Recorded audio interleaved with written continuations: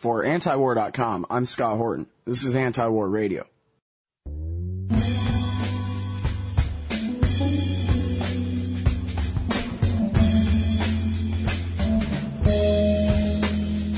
Our next guest is Daphne Eviatar. She's our regular guest, I guess we can say now. Writes for the Washington Independent and covers all the most important, she's a lawyer, by the way, and covers all the most important legal issues in what's left of what we call law in the war on terrorism. Welcome back to the show, Daphne. How are you doing? I'm doing great, Scott. How are you? I'm doing great. Thanks very much for joining us today. Sure. Thanks for having me. Okay, so I'd like to start right at the top of your blog here about this case. Holder says OPR report will be released by the end of the month. Now, this might sound a little bit wonky, but this is really important, right? What's an OPR report, and what's this one? I know. I wrote that one really fast because I was still watching the hearing this morning. They were holding an oversight hearing in the Senate. What this is OPR is Office of Professional Responsibility, and that's the office that oversees the Justice Department's Office of Legal Counsel. And the Office of Legal Counsel was the office where John Yoo and Stephen Bradbury and Jay Bybee and those other guys wrote those torture memos that justified torture and said we basically can ignore the Bill of Rights even on U.S. soil if we're at war and the president has declared a war on terror. So kind of said the president could do whatever he wanted.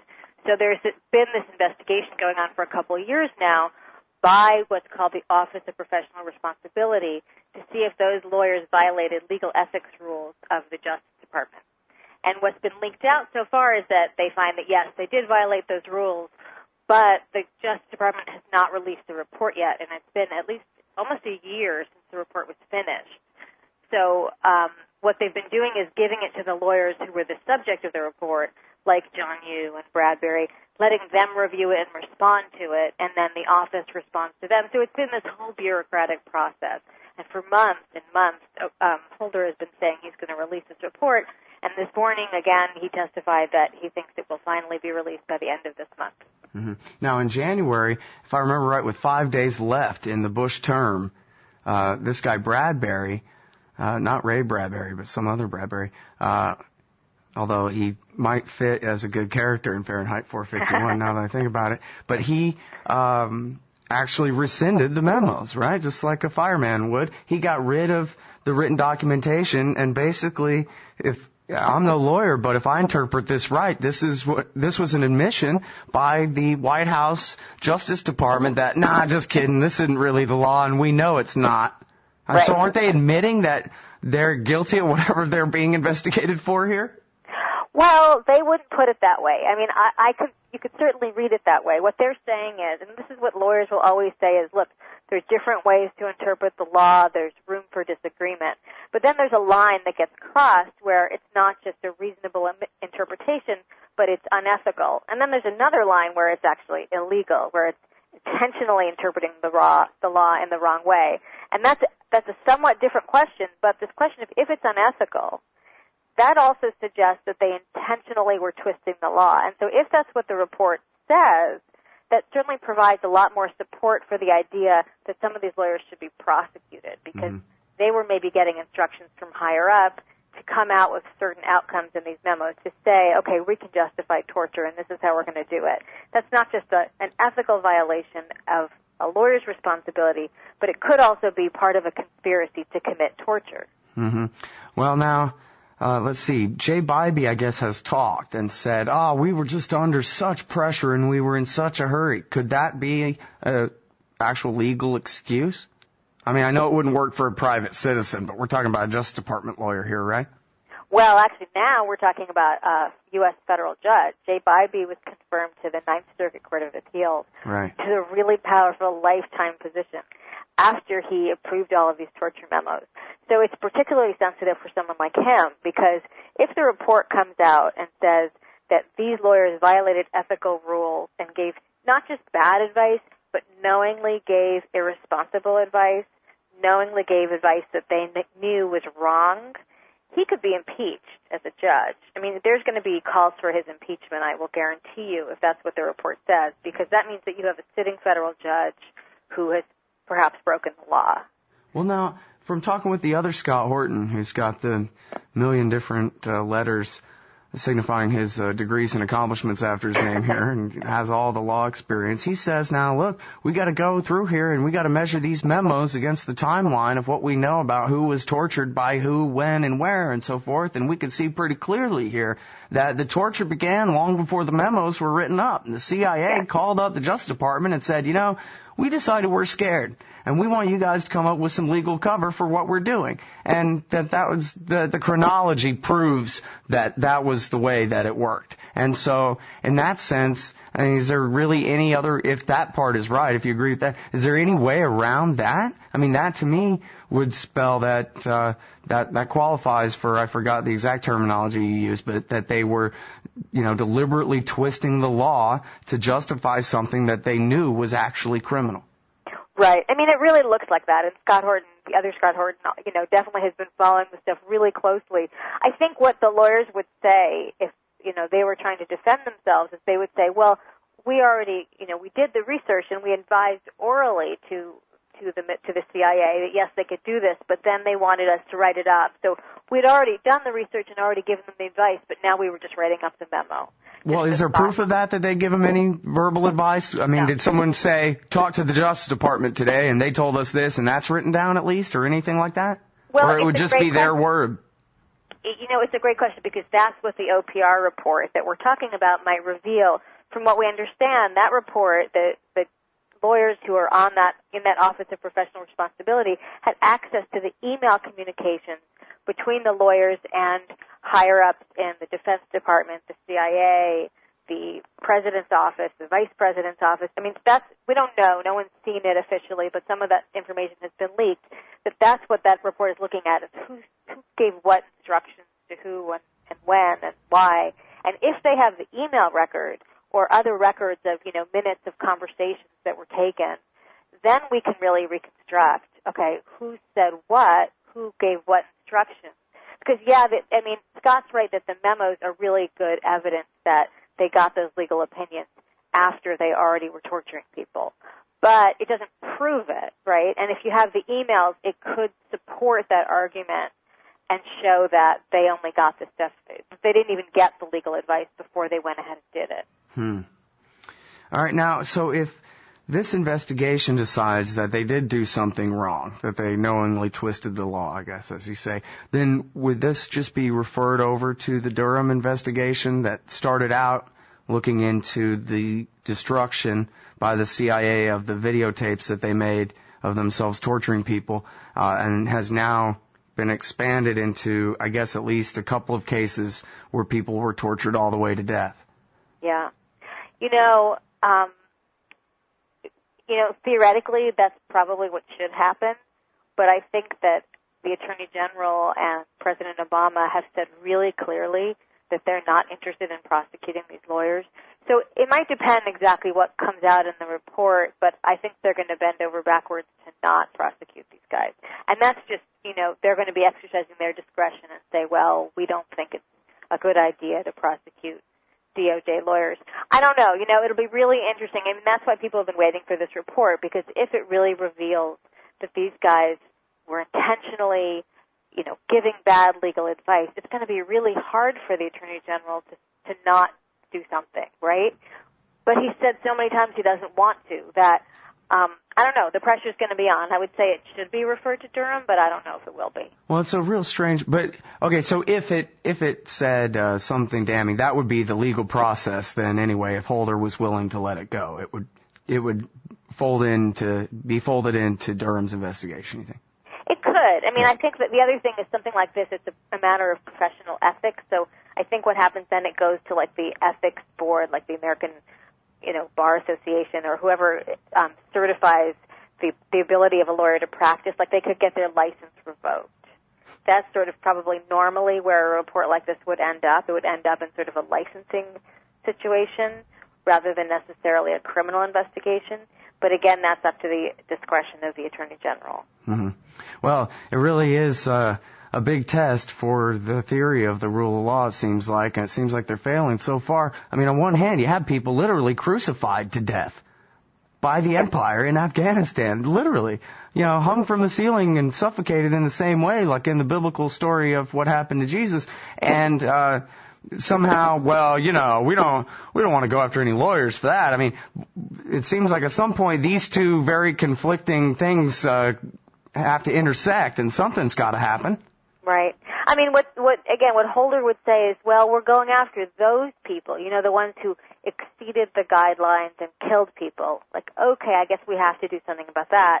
But he'll say, well, if you read the guidelines, you weren't really supposed to kill people, so the people who wrote the guidelines should be held responsible. Now, that would be his argument. Other people would say, well, look, if you read the guidelines and you did what they allowed you to do, you could reasonably foresee that people would be killed because there was no logical limit to what these guys were saying. You put together these different techniques of stress positions and sleep deprivation and food deprivation and all of that, and you end up with dead people. So, it's going to depend how they want to couch it. But it's such a political thing, and it's clear that the President and the Attorney General don't really want to go to bat on this politically. They're not putting themselves on the line for this stuff. They're trying to avoid it. And so I just can't, it's hard to imagine that they're going to be able to stand up to those Republicans in Congress that would be all over them if they started an investigation. Mm-hmm. Okay, now on a little bit different subject here. I'm just playing devil's advocate, I hope you understand, but I believe I can speak on behalf of all conservatives in America when I say, Daphne, I'm so scared that a terrorist might get a trial on American soil.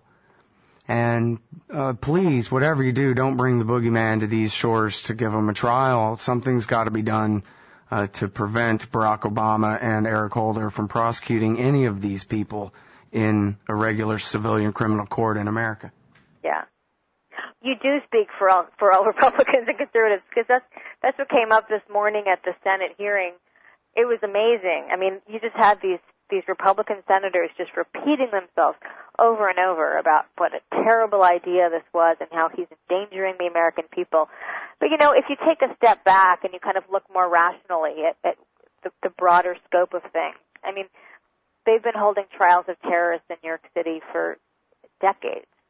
We've tried, I think, 116 cases since September 11th in New York federal court, and it hasn't been attacked. I mean, we haven't had a bombing since September 11th, and that one had nothing to do with a trial in federal court. And, a lot of former military people have been making the point that there's no reason to think that terrorists are more likely to attack a federal court or a federal prison that's holding Al-Qaeda members than they are to attack anything else. I mean, they're not likely to go after the places that are most heavily guarded and under the most security, right? Because that puts themselves at risk. And it's not clear why they would want to go bomb their own people, right, who are sitting there in trial. So the logic doesn't really make sense, but it's become a really good sort of political talking point for the Republicans to try to make the president and the Attorney General look like they're really soft on terror and they're just coddling terrorists. And I find it kind of ridiculous, but it's hard to know. I don't know how the average American person reads that. Yeah, I don't either. It seems like enough of them are falling for it. But yeah, I mean, some people. I think this is sort of, and I'm certainly not the only one to make this point, but I think it's a sort of another form of terrorism that the Republicans are engaging in. This is terrorizing the American population. Well, maybe they're just the terrorized. I mean, maybe the terrorism worked on them so perfectly, and they just can't understand that the best thing to do to a terrorist, a guy like Khalid Sheikh Mohammed, who, after all, got one over on us pretty good, the best thing to do is treat him like a common criminal. Give him the same process you give some thug, junkie, rapist in an alley, and then send him off to prison, like his nephew. You don't say, oh, he's like Trotsky, the leader of the Red Army, taking over the world. He's the giant, unstoppable enemy who probably, shackles couldn't hold him, and hundreds of federal agents with submachine guns could never stop this guy if he was on the ground in New York City somewhere. Why build the man up into being a supervillain when he's the scum of the earth? Right. I know. No, you're absolutely right. It does. It completely plays into the strategy of terrorists who want to look like they are, capable of breaching any U.S. security system and taking over the world. And obviously they're not. They're just these guys who are just kind of, they're mass murderers, and they did these really terrible things, and we should treat them the way we treat anyone who does a terrible thing. But it's like when we have a mass murder on U.S. soil, which, we just had one, right? We just had one at Fort Hood. We didn't create a whole new court system to try him in. We're trying him in the military court-martial system, which actually gives you more rights than you get in a federal court.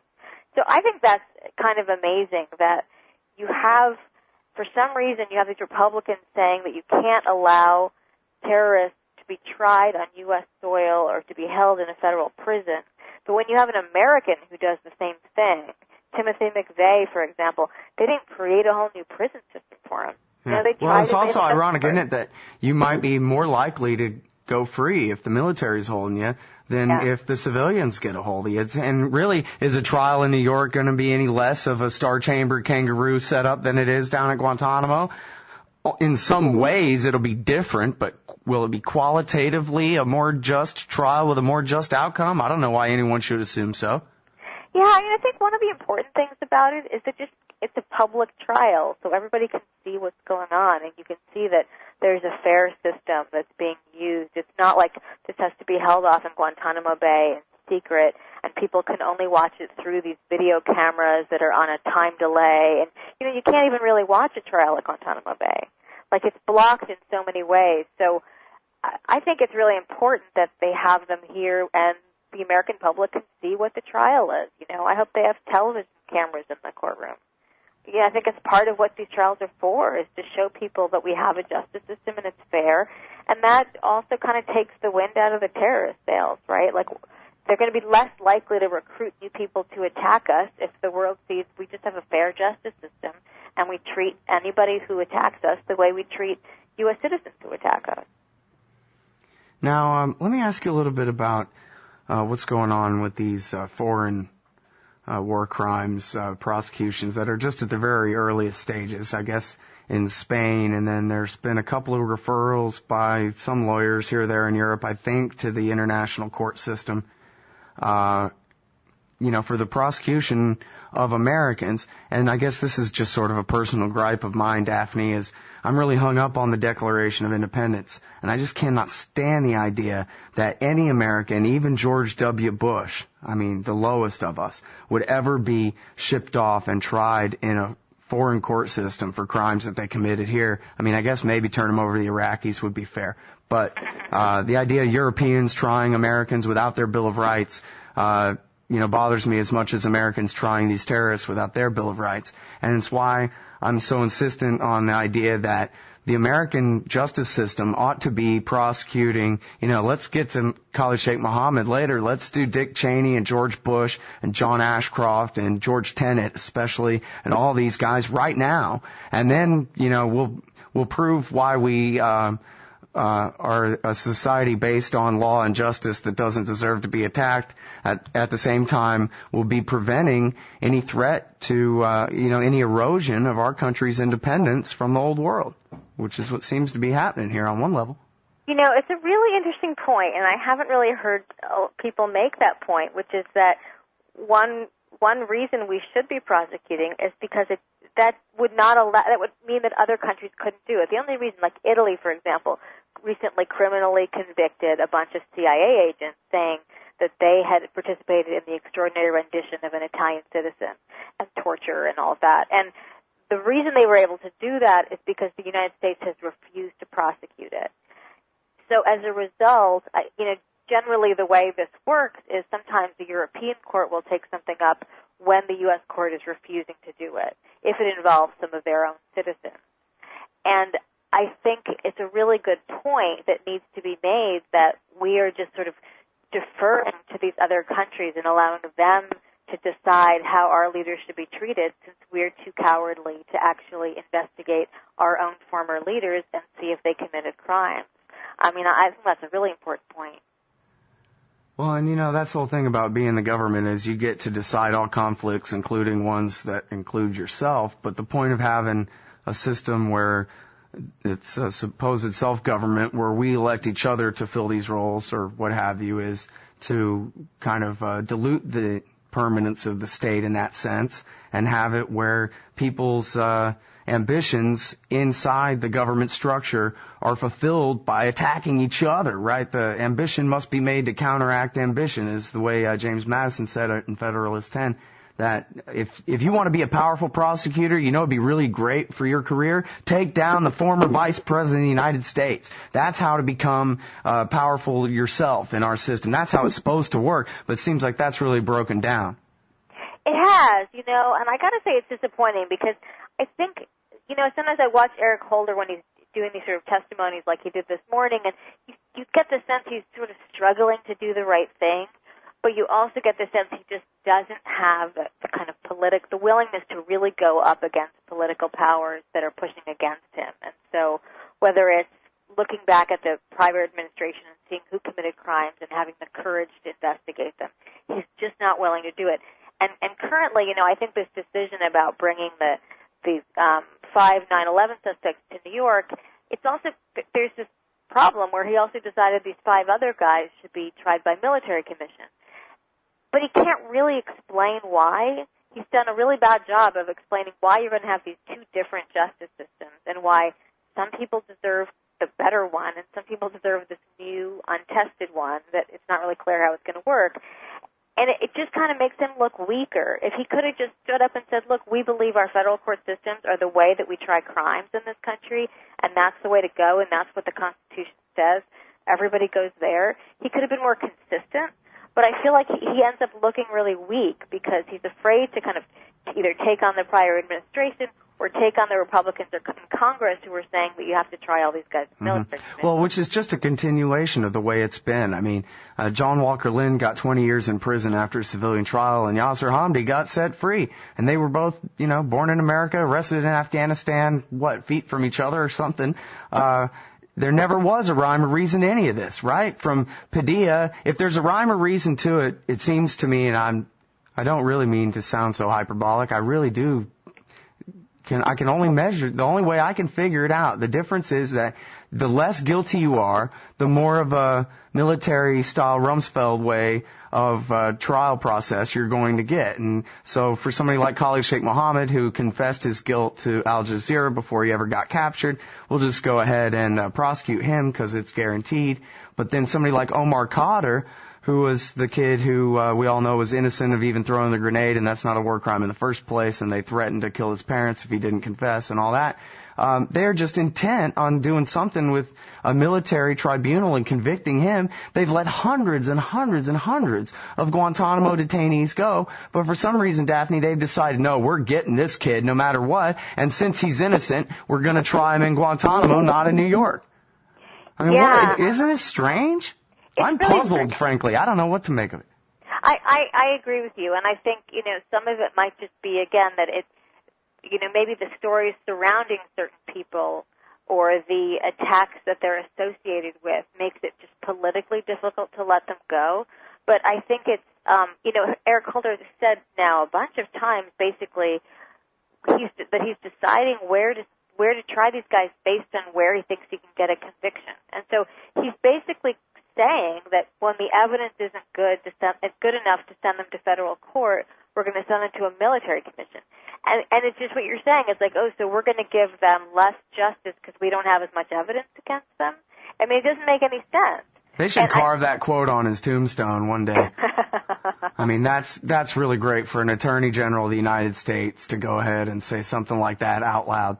I can understand why that would be the policy, but you're not supposed to say that at the press conference, right? Right. No, and he said it like 5 times this morning testifying to the Senate. I mean, and you know, he used it in slightly different words, but that was basically what he was saying. He was saying, and not only that, I mean, the other thing that amazes me is we do have this justice system where you're supposed to be presumed innocent until you're proven guilty, right? And I know everybody hates Khalid Sheikh Mohammed, and they hate these people that they think are associated with the 9/11 attacks.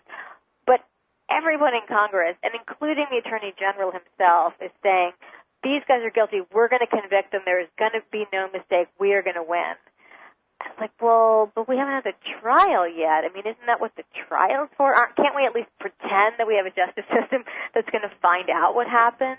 I mean, for every single one of those senators to go in there and say, I want to see those guys convicted and get the death penalty. and they haven't had trial yet.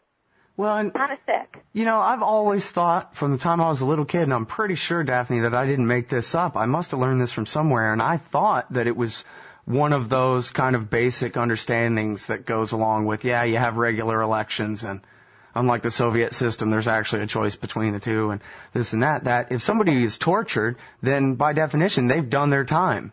That no one should ever be tortured. And if they were tortured for a day, well, then whatever debt they owe to society has been paid. And we know that they drowned Khalid Sheikh Mohammed into the death spiral and then brought him back to life, basically, 183 times. How's that? I mean, how many times they slam him into the wall and hang him? And killing 3,000 people is a hell of a thing, and he's extremely responsible. But is that just me? Is that some crazy thing to think that somebody who we know, like Katani, who's been tortured and tortured and tortured, that, hey, they ought to go free now. They've put up with whatever punishment that they deserve at this point. The fate worse than death is what they call it, torture, right?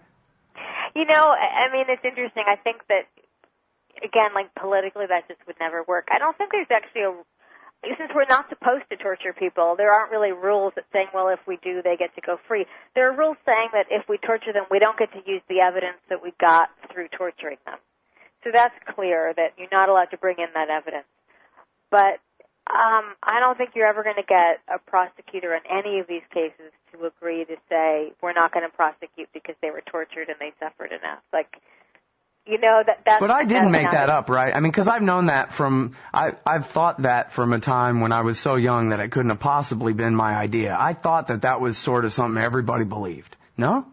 Maybe. I mean, maybe there's sort of an understanding of that. You know, it's not in the law, but there might be kind of a general understanding of that. But I think we've never really confronted it before in this country. I mean, before September 11th, if we were torturing people, we didn't know about it. So we never really had to think about it before. And I think that this one terrorist attack kind of changed people's attitudes so much towards criminal justice and law and how it gets applied and if it gets applied and whether the Constitution even applies anymore. It's amazing how much that one thing really, made people willing to just throw out the Constitution, which is supposed to govern no matter what, right? Like, that's supposed to kind of govern the way we run our country and the way we treat criminals. And people are just willing to toss it right out. So any ideas about torture was a good enough punishment, I don't think no one's really following that idea anymore. Yeah. All right. Well, listen, I really appreciate all your expertise on the show today. It's been very interesting as always, Daphne. Great to talk to you, Scott. I really enjoy it. Everybody, that's Daphne Eviatar. She is a legal expert over there at the Washington Independent. The website is washingtonindependent.com.